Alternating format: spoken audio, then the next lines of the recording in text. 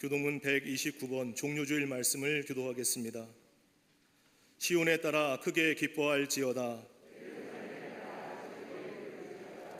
보라, 내 왕이 내게 임하시나니 그는 공의로우시며 구원을 베푸시며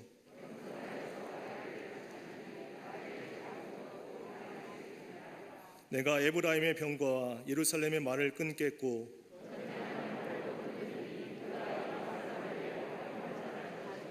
그의 통치는 바다에서 바다까지 이르고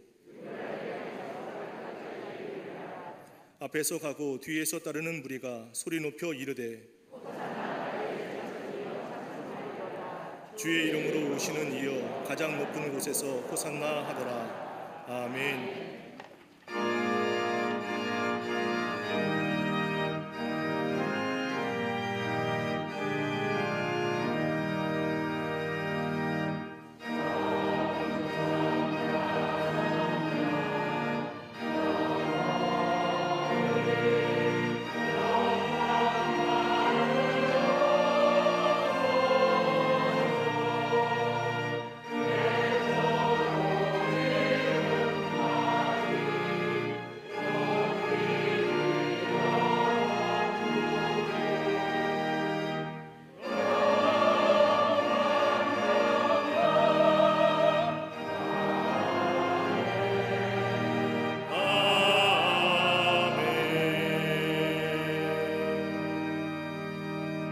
전능하사 천지를 만드신 하나님 아버지를 내가 믿사오며 그 외아들 우리 주 예수 그리스도를 믿사오니 이는 성령으로 잉태하사 동정녀 마리아에게 나시고 본디오 빌라도에게 고난을 받으사 십자가에 못 박혀 죽으시고 장사한 지 사흘 만에 죽은 자 가운데서 다시 살아나시며 하늘에 오르사 전능하신 하나님 우편에 앉아 계시다가 저리로서 산 자와 죽은 자를 심판하러 오시리라.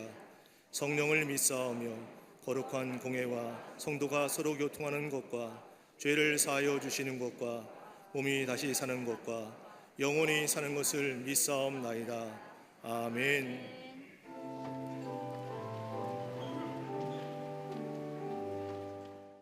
지난 한 주간도 저희 삶을 주관하시며 인도해 주셨다가 종료주일에 온 교회가 호산나 찬양으로 구원의 주님을 맞이하며 십자가의 사랑으로 가득하게 하심에 감사를 드립니다.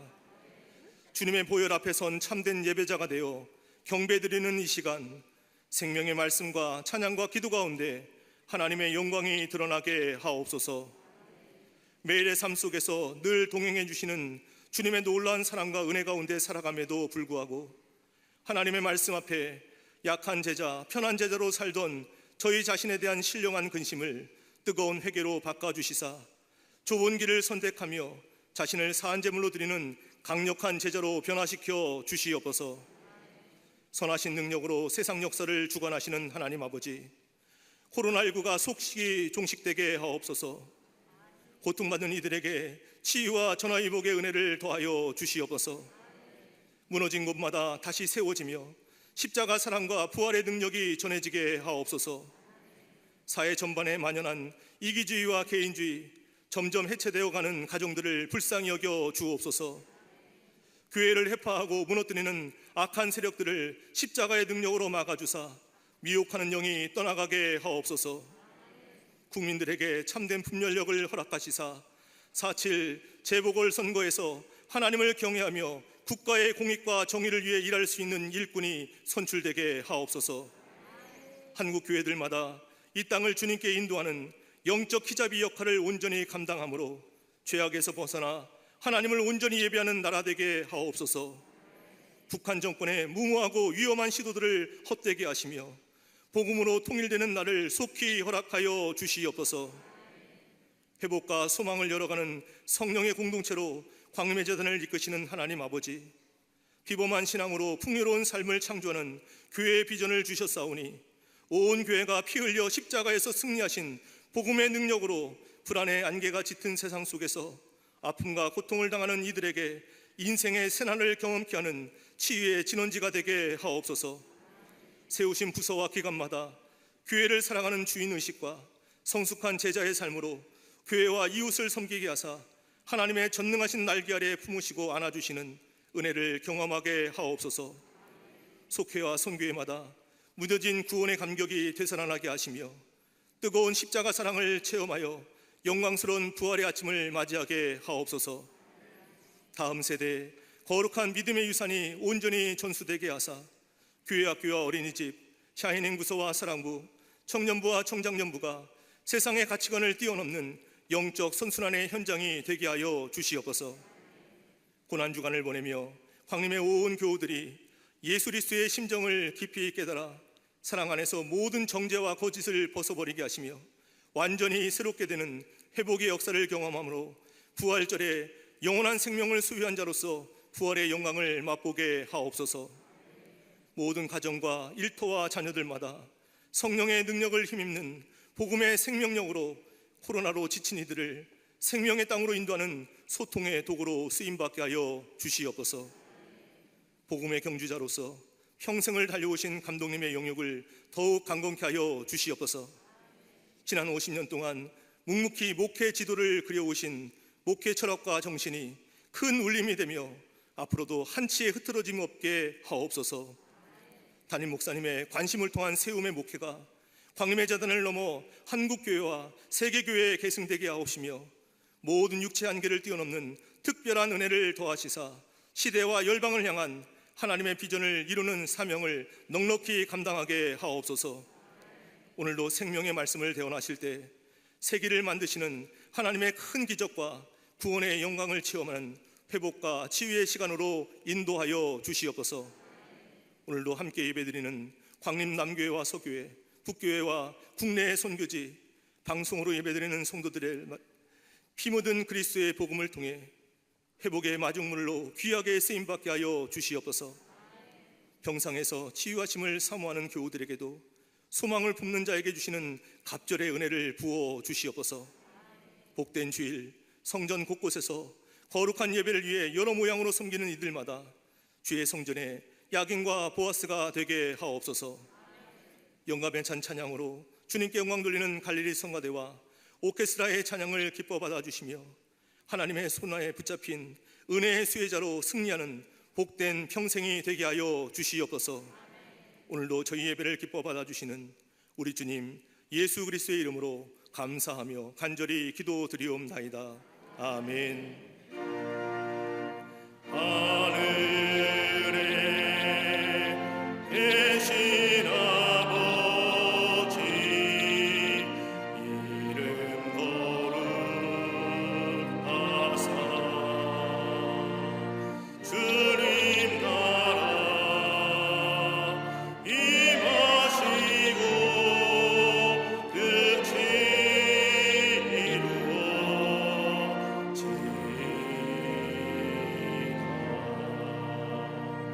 일용할 양식 주시고 우리들의 큰 죄 다 용서하시고 또 시험에 들게 마시고 악에서 구원하소서.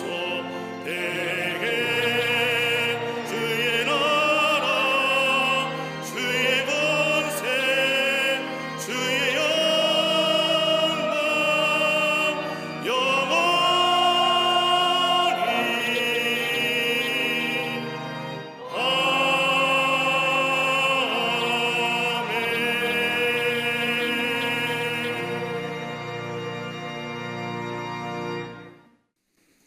예수께서 승천하실 기약이 차감해 예루살렘을 향하여 올라가기로 굳게 결심하시고 사자들을 앞서 보내심에 그들이 가서 예수를 위하여 준비하려고 사마리아인의 한 마을에 들어갔더니 예수께서 예루살렘을 향하여 가시기 때문에 그들이 받아들이지 아니하는지라. 제자 야고보와 요한이 이를 보고 이르되 주여 우리가 불을 명하여 하늘로부터 내려 저들을 멸하라 하기를 원하시나이까? 예수께서 돌아보시며 꾸짖으시고 함께 다른 마을로 가시니라.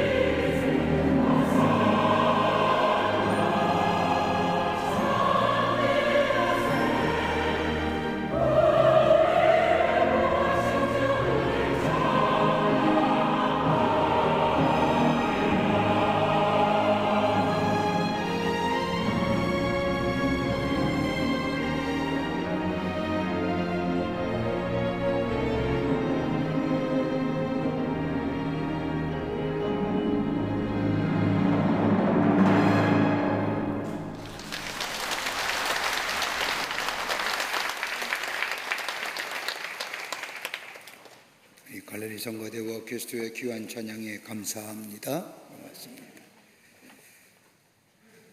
오늘은 교회력으로 종료주일로 지냅니다. 예수님께서 십자가를 지시기 전에 우리 예수님께서는 십자가의 고난이 있는 줄을 아시면서도 종려나무 가지를 흔들면서 호산나를 외치는 궁중들에 둘러싸인 채 한 번도 등에 짐을 지어본 적이 없는 어린 나귀를 타시고 예루살렘 성으로 올라가십니다. 인류의 구원을 위해 예루살렘 성에 입성하시는 예수님, 군중들이 종려나무 가지를 꺾어서 흔들었다고 해서 이 주일을 종료주일, 팜스 선데이라 부릅니다. 이 종료주일에 이어서 고난주간이 시작되고 금요일은 예수님께서 십자가에 죽으시고 약속하신 대로 3일 만에 부활하시기에 다음 주일은 부활주일 예배로 하나님 앞에 드립니다. 우리가 성경의 말씀을 읽어보면 예수님의 생애는 33년입니다. 33년 생애 가운데 하나님 나라의 복음을 전하고 가르치시는 사역을 하시고 병 고치는 치유의 사역을 베푸신 기간은 3년입니다. 그런데 공간복음서의 말씀을 보면 이 3년의 예수님의 행적들을 기록한 복음서의 말씀에 3분의 1의 지면을 할애하는 것은 어느 때냐? 예수님이 십자가에 돌아가시기 전 일주일 전의 이야기입니다. 그 많은 예수님의 기적과 이적과 치욕을 베푸심에도 불구하고 마지막 일주일에 예수님의 사셨던 그 일주일의 시간을 복음서의 3분의 1을 기록하는 그런 할애를 한 것을 볼 수가 있습니다. 무엇을 말하는 것일까요? 예수님의 십자가와 고난 그리고 부활이야말로 무엇보다도 중요하다는 사실을 우리에게 말하는 겁니다. 그러기에 기독교의 복음의 핵심은 다른 것이 아니라 예수 그리스도의 고난과 죽으심 그리고 부활하심, 이것이 기독교의 복음입니다. 이것이 핵심입니다. 이것을 가리켜서 신학적인 용어로 캐리그마라고 말합니다. 예수 그리스도의 십자가의 사건은 하나님의 지혜와 더불어 하나님의 능력이 담겨져 있는 계시적 사건이요, 이것을 믿는 모든 자에게 주시는 구원함과 더불어 영원한 생명을 주시는 약속과 표적일 뿐만 아니라 그 십자가를 바라볼 때마다 내가 얼마나 죄인임을 깨닫게 되고 그뿐 아니라 우리를 얼마나 사랑하시는지 하나님의 사랑이 그 속에서 발견됩니다. 그뿐 아니라 십자가의 사건을 통하여 우리가 하나님의 자녀가 되었을 뿐만 아니라 그 십자가의 사건을 통하여 내 안에 새로운 생명의 의미와 가치와 존재의 양태가 달라짐에 변화를 경험하게 됩니다. 여러분, 인생을 살면서 매사에 결단할 때가 있습니다. 결정하고 결단할 때가 있는데 아무리 많이 배운다 할지라도 많이 가졌다 할지라도 우리의 삶에 약함을 주는 것이 있습니다. 그 첫 번째가 뭐냐? 양심의 가책을 느꼈을 때 인간은 약해집니다. 남의 뭘 하든지 그것이 중요한 것이 아닙니다. 내 내부에서의 양심의 가책을 느끼고 양심에서 뭐라 할 때에 내 속사람은 약해지고 인간은 약해집니다. 또 하나 있습니다. 확실한 목적이 상실될 때에 인간은 약해집니다. 인생을 걸만한 목적이 있을 때에는 인간은 강하지만은 목적이 분명할 때에 인간은 약해집니다. 내가 무엇을 위해 살았는지, 내가 왜 이 일을 하는지 매일매일 다가오는 why라고 하는 질문에 답할 수 있는 자, 강한 인생 됩니다. 내가 사는 것에 대한 목적이 분명하고 의심이 없을 때에 그 인생이 강한 인생 된 겁니다. 또 하나 있다고 한다면 이기적인 생각하면 약해집니다. 어떻게 하면 내게 이익이 돌아올까 생각하며 하는 행위, 순간적으로는 우리에게 힘을 주는 것 같고 강하게 하는 것 같지만 그렇지 않습니다. 이기심은 우리의 내면의 지지를 얻지 못합니다. 이기심은 다른 사람의 나를 성원해 주지 않는다는 사실을 알기에 약해집니다. 이기심의 노예가 되고 정력의 노예가 되는 한 인간은 나약한 존재 됩니다. 또 하나 있다고 한다면 결단 없는 인생, 약해집니다. 이렇게 할까 저렇게 할까, 이것이 목적일까 저것이 하나님의 뜻일까, 결단이 부족할 때에 자신이 없습니다. 상황에 따라 변하는 마음의 결정력이 사라질 때에 인간은 우유부단하며 약한 존재 됩니다. 그러기에 미국의 영성신학자인 리처드 포스트라고 하는 사람은 얘기하기를 인간이 결정할 시기에 결정하지 못하는 약해지는 이유가 어디에 있느냐? 그 이유를 4가지로 얘기합니다. 하나는 뭐냐? 소음이라는 겁니다. 날 때부터 듣는 것이 너무나 많습니다. 매스컴이나 그 밖에 SNS를 통하여 듣는 이야기들이 너무나 많습니다. 이것이 우리로 하여금 결정할 때에 결정하지 못하게 만든다는 겁니다. 애매모호하게 만든다는 겁니다. 수없이 들려온 수많은 소음에 자신을 돌아볼 침묵이나 고요함을 잃어버렸기에 내적 존재가 사라져버린 겁니다. 또 하나 동안 너무 바쁘다는 이유 때문입니다. 너무 바빠요. 바쁘게 삽니다. 효율성을 갖지 않은 사회라 할지라도, 효율성을 갖지 않은 얘기하는 철학이 때문이라도 우리의 삶이 너무나 서두르고 있다는 겁니다. 시간이 지나면 소용이 없다. 얼마나 빠르게 그 일을 처리했느냐가 그 사람의 능력과 연관지어 평가되어집니다. 빠르고 급하게 쫓아가듯이 서두릅니다. 생각하고 달려가는 것이 아니라 달리면서 생각해보니 우리의 삶이 도대체 어디로 가는지 알 수가 없다는 겁니다. 바쁜 거예요. 또 하나 또 간다면 군중입니다. 남들이 나를 어떻게 생각할까? 우리 너무나 많은 신경을 쓰며 삽니다. 남들이 나를 어떻게 평가할까? 여기에 신경을 쓰다 보니 나의 삶의 인생의 기준과 판단이 모호해집니다. 나의 생각과 가치관에 의해 판단하고 결정하는 나의 삶의 모습보다는 다른 사람의 판단에 의하여 결정되어지는 기준에 맡긴 지 오래됐습니다. 요즘에 여러분 음식점 갈 때 맛집 이렇게 보잖아요. 여러분 맛집을 찾을 때 여러분 그 평가 어떻게 봅니까? 댓글 봐요. 다 아니에요? 그거 보지 마요. 낭패당해요. 제가 경험자입니다. 맛있다는 집 보아서 좋다는 거 누르고 찾아가 봤더니 맛 되게 없어요. 내 가치 판단 기준보다 다른 사람의 말 판단 기준가, 그러기에 우리의 결정이 모호해지는 거예요.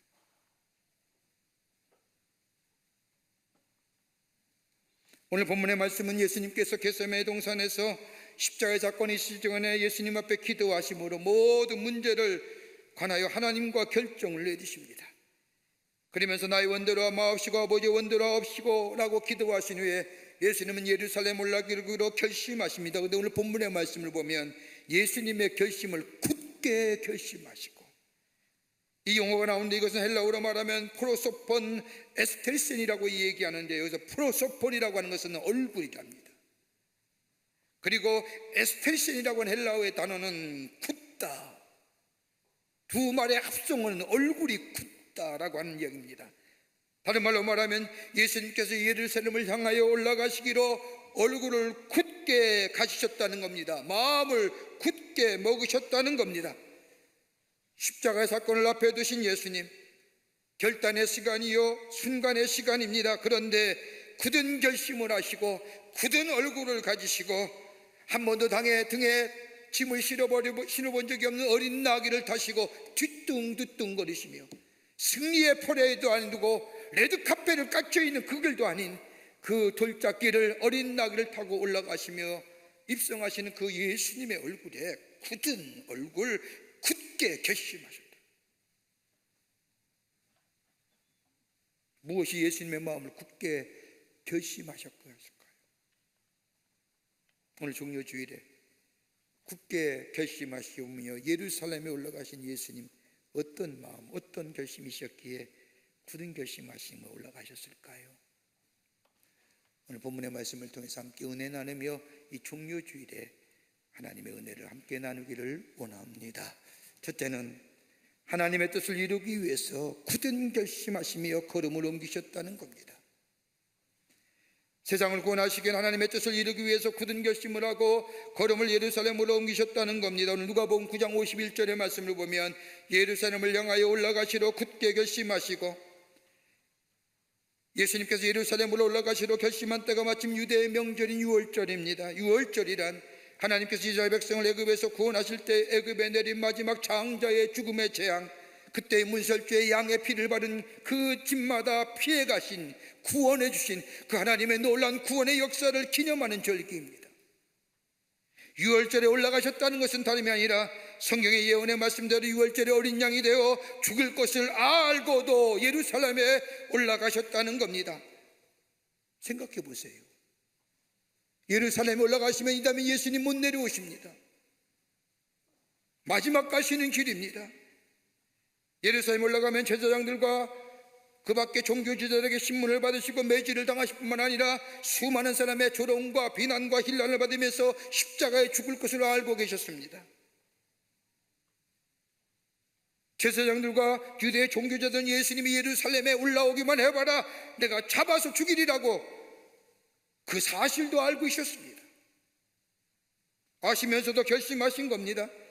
예수님의 결심은 누가 시켜서 한 것이 아니라 스스로 결정하신 것이요, 자유적인 결정이요, 하나님의 뜻을 이루기 위해서는, 하나님의 뜻하신 바 인류 구원을 위해서는 누군가가는 저 예루살렘에 올라가 십자가에 죽어야만이 된다고 하는 사실을 알고 계셨기에 내 뜻대로 마옵시고 아버지의 뜻대로 하옵소서라고 기도한 후에 아버지의 뜻을 이루기 위해서, 인류 구원을 위해서 예수님이 십자가에 죽으시기 위해서 예루살렘에 올라가셨다는 겁니다.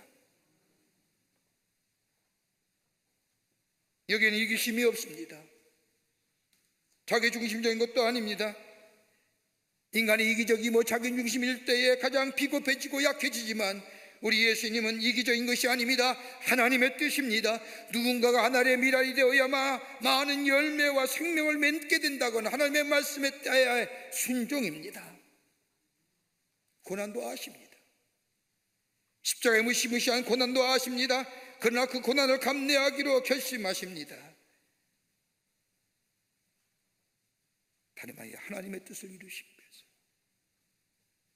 우리 안에 일그러진 하나님의 영상, 처음에 하나님께서 당신의 영상대로 창조하실 때는 하나님과의 화목의 관계, 기쁨과 화평 관계 속에, 그러나 죄로 말미암아 단절된 하나님의 관계, 내 안에 일그러진 하나님의 형상을 회복시키기 위해서 누군가가 화목제물이 되어 단절된 관계를 회복시키셔야 되는 구약의 전통제로 희생의 대속물이 있어야 되는데, 그 대속물로 당신을 주시기 위해서 십자가에 달려 죽으시기 위해서 예루살렘 성에 올라가셨다는 겁니다.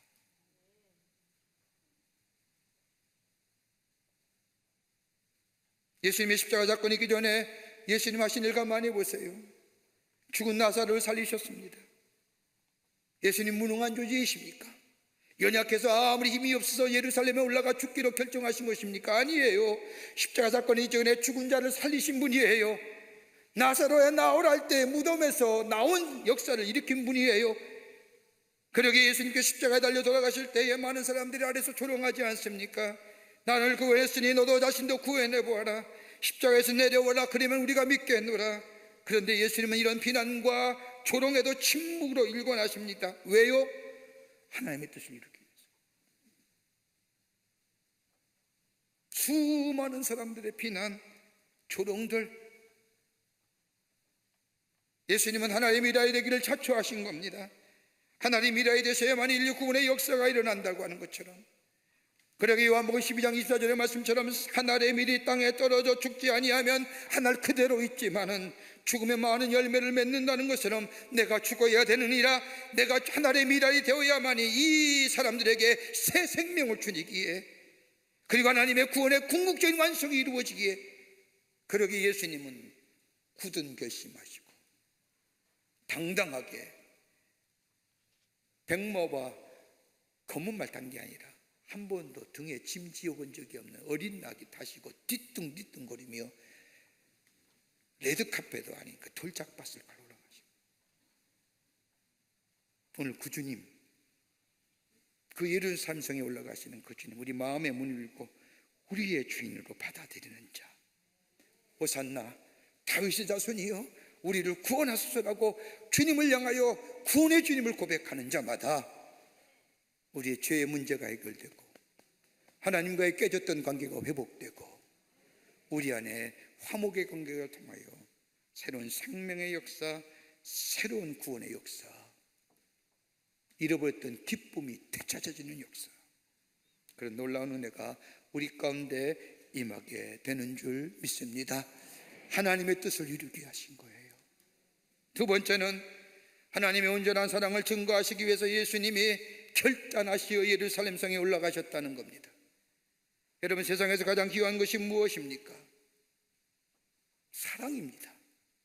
인간의 삶 가만히 보십시오. 사랑으로 태어나고 사랑으로 성장하며 사랑 안에서 죽습니다. 그러기에 사랑은 생명과도 같은 겁니다. 세상의 물질이나 세상의 지혜나 학식이 우리를 자라게 하는 것이 아닙니다. 사랑이 나를 태어나게끔 했고, 사랑이 나를 자라서 성숙하게 만들어줬고, 사랑이 속에서 내가 죽는 겁니다. 사랑이 생명이에요.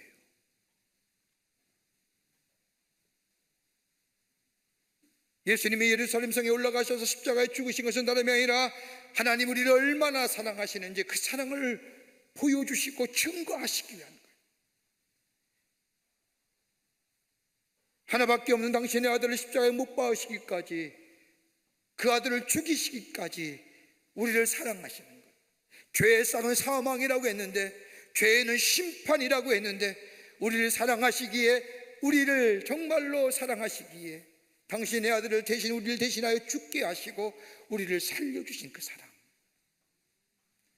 여러분, 세상의 사람들은 사랑을 감상으로 이해하는 경향이 많이 있습니다. 여러분, 사랑은 감성이 아니에요. 감정이 아니에요. 감정이 충족되지 않은 욕망, 사랑은 눈물의 씨앗. 그러니까 그런 기도 얘기하는 거예요. 사랑은 뭐냐? 정의가 눈물의 씨앗이다. 감성과 감정으로만 이해하는 거예요. 그러게 충족되지 않죠. 여러분, 우리의 감정이 충족이 돼요? 우리의 감성이 충족이 되더라는 거예요. 그 어떤 거예요? 우리의 감성 충족할 게 없는 거예요.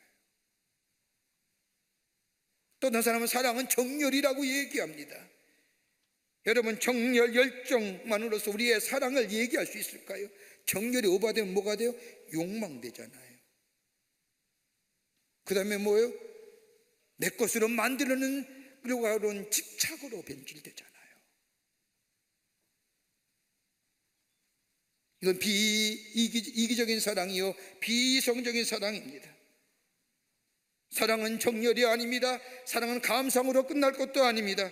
여러분, 사랑이 사랑되기 위해서는 뭐가 있어야 돼요? 가장 중요한 것이 헌신이라고 하는 내가 의지적인 결단이 그 안에 있어지게 될 때 그 사랑이 진정한 사랑이에요. 그때 그 사랑을 느낄 때 기쁜 거예요. 아, 저 사람이 나를 위해 헌신하는구나. 그 사랑을 내가 느낄 때 거기에 기쁨이 있고요, 주고받으며 그 안에 행복을 누릴 수 있는 거예요. 그러기에 사랑은 의지적인 헌신의 결단이 없이는 생명 창조 역사가 없는 거예요.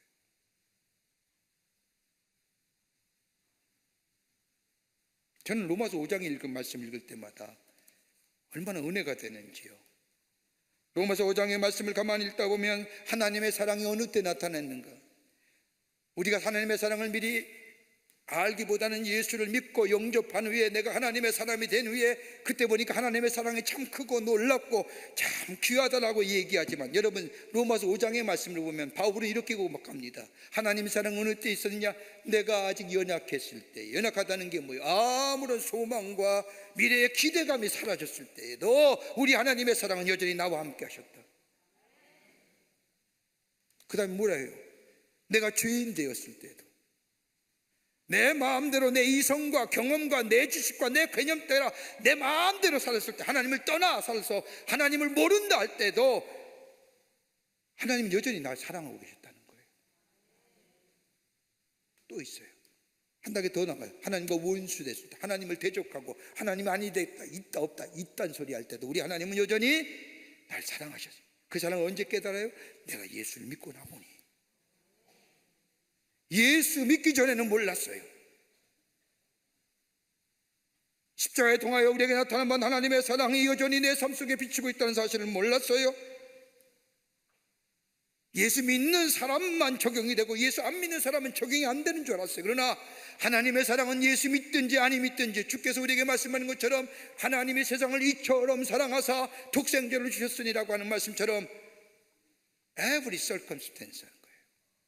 모든 자에게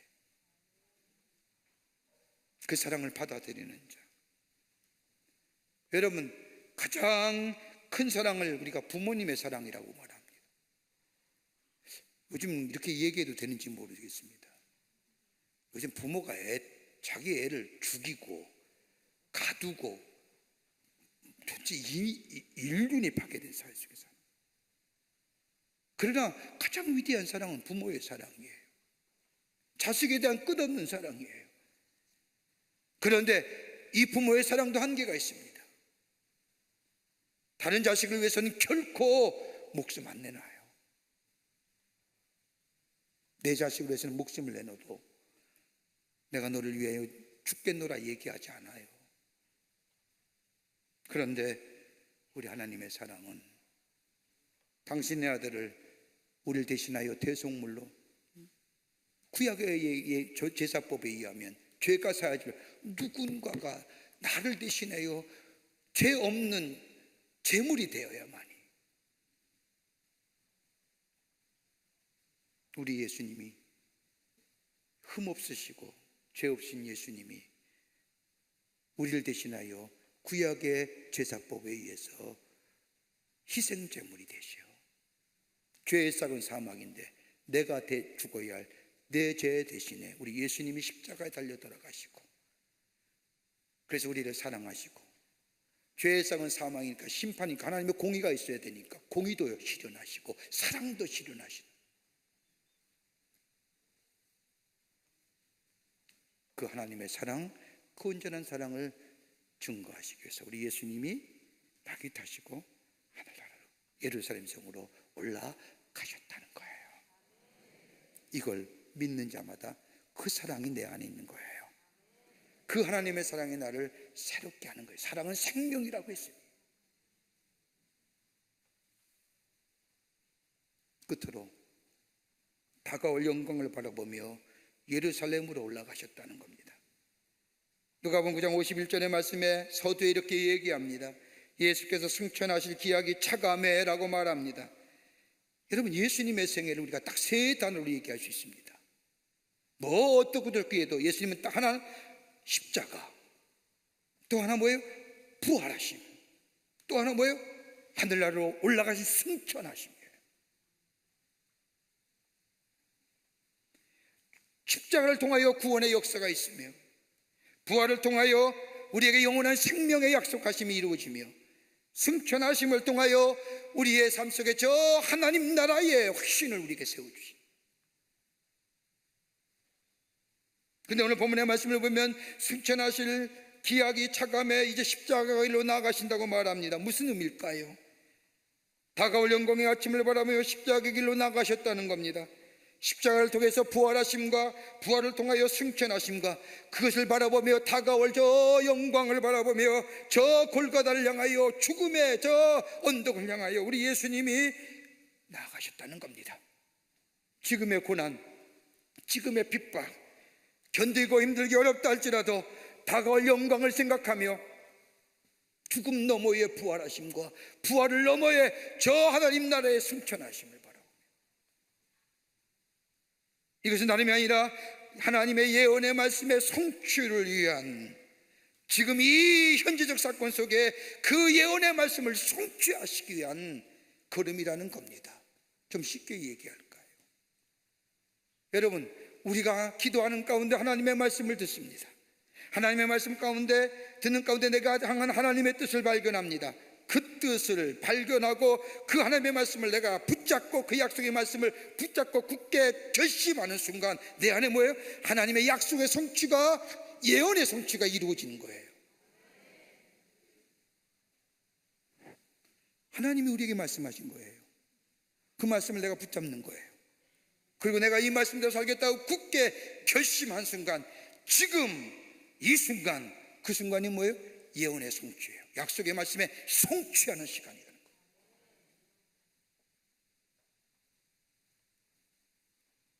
헬라어의 단어 가운데 에포케라고 하는 단어가 있습니다. 이 단어의 뜻은 판단 중지라는 뜻이에요. 이럴까 저럴까 저럴까 이럴까 끝도 없던 저울질 그만두라는 거예요. 결정하라는 거예요. 여러분, 서영의 격언 가운데 만날까 말까 하는 사람은 만나지 말고, 먹을까 말까 하는 음식은 먹지 말고, 갈까 말까 하는 길은 가지 말고, 죽을까 말까 할 때는 죽어라. 무슨 얘기예요? 중요한 결정을 내렸다 하면 뒤돌아보지 말아요. 뒤돌아보면 뭐가 돼요? 화석돼요. 아무런 능력 없고 영향력 없는, 인류 구원의 뜻을 위하여, 하나님의 뜻을 성취하며 하나님의 사랑을 보여주시기 위하여 어린 나귀를 타고 올라가신 예수님, 뒤돌아보지 않아요. 여러분, 그 뒤에 나온 말씀 보세요. 본문의 말씀을 보면 아주 이상한 장면 하나가 나옵니다. 예수님께서 예루살렘 성에 입성하기 위하여 사마리아 지경을 넘어가는데 사마리아 사람들이 예수님을 영접하지 않아요. 예루살렘으로 가신다고 하니 유대 사람들이 미워하는 이 사마리아 사람들, 예수님을 못마땅하게 생각합니다. 예수께서 유다의 나라의 왕이 되시려고 저 예루살렘에 올라가나 오해하기 때문에 했습니다. 그런데 유대의 왕이 되려고 하는 것이 아니라 하나님의 예언의 성취, 약속하신 말씀을 이루기 위해서, 말씀대로 유월절에 어린 양 되기 위해서, 인류의 구원을 위해 속죄제물이 되기 위해서 예루살렘 성에 올라가시는 이 예수님, 사마리아 사람들은 오해하는 겁니다. 그때에 야고보와 요한이 이 모습을 보고 뭐라고 얘기합니까? 우리가 불을 명하여 하늘로부터 불을 내려 저들을 멸하라 하시기를 원하시나이까? 말씀만 하세요.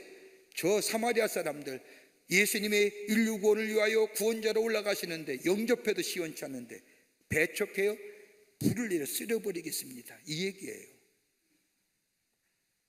근데 예수님 그 말씀 듣고 오히려 제자들을 꾸짖어요. 그게 너와 무슨 상관이냐는 거예요.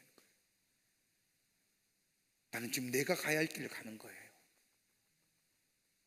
내가 가는 길이 구원의 길이에요. 그게 너와 무슨 상관이냐. 예수님은 지금 하나님의 구원의 그 귀한 역사에 집중해 있는 거예요. 거기에 굳은심하는 거예요. 다른 사람이 뭐라 하든 아니하든, 오해를 받든 아니 말든, 홀대를 받든 아니 말든, 하나님이 주신 이 귀한 길, 이 구원의 길을 걸어가시겠다는 겁니다. 좌고우면하지 않는다는 거예요. 지금 그 하나님의 예언의 말씀에 성취 위해서 주님이 걸어가시는 거예요. 그러기에 요한복음 18장 11절의 말씀을 보면 아버지께서 주신 잔을 내가 마시지 아니하겠느냐라고 하는 거, 이거 하겠다는 거예요. 언제요? 지금이요. 그렇게 굳은 결심하는 거예요. 내일 하는 거 아니에요. 먼 훗날 하는 거 아니에요. 지금 내게 주신 이 하나님의 약속의 말씀, 예언의 성취, 지금 내가 하겠다기에 굳은 결심한 거예요. 진리의 근거에 결단한 걸음에는 흔들림이 없는 겁니다. 오늘 예수님이 그런 걸음 가신 거예요. 진리에 하나님이 내게 주신 이 귀한 사명의 길, 좌고우면하는 거예요. 뒤돌아보는 거 아니에요. 남들이 뭐라면 내가 길 가는 거예요. 한 젊은이가 경건한 마음을 가진 교수를 찾아와서 묻습니다. 사람이 죽기는 꼭 죽는가 보지요? 교수님이 그렇단다. 죽지. 그럼 죽기 전에 미래를 준비해야 되지 않습니까? 그럼 준비해야지.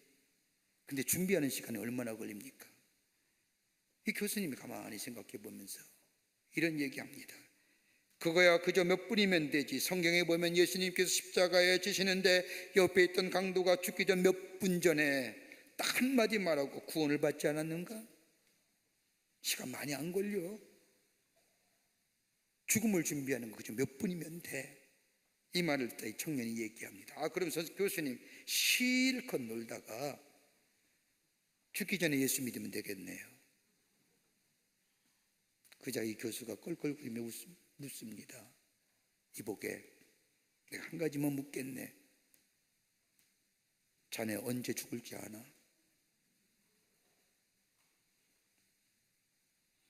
알면 이렇게 안 살지요. 매일매일 지금의 자리 준비하는 거예요. 언제나 현재적이라는 거 잊지 마세요. 예수님의 십자가의 사건은 과거가 아닙니다. 지금의 사건이에요. 인류를 구원하시기 위해서 십자가에 지시기 위해서 예루살렘의 성에 올라가신 것은 저 2000년 전에 일어난 사건이 아니라 오늘 지금의 사건입니다. 이 사건을 내가 받아들인 자마다 내 안에 구원이, 하나님의 사랑이 내 안에 임하는 거예요. 여기에 새로운 생명 창조의 역사가 일어나는 거예요. 지금 내가 그 약속을 붙잡고 내가 믿게 될 때에 그 예언의 그 약속의 성취가 이루어 내 안에 지금의 삶 속에 하나님이 주시는 새로운 생명 창조의 역사를 경험하는 새로운 존재로서의 변화가 일어나는 거예요. 이런 은혜가 여러분과 저 가운데 있어지기를 주의 이름으로 축원합니다. 하나님 감사합니다. 저희들 사랑해 주셔서 당신의 아들을 보내주시고 우리를 위하여 십자가에 죽게 하시고 우리를 구원해 주신 그 하나님의 사랑과 은혜를 생각할 때에 감사와 찬송을 돌려보냅니다.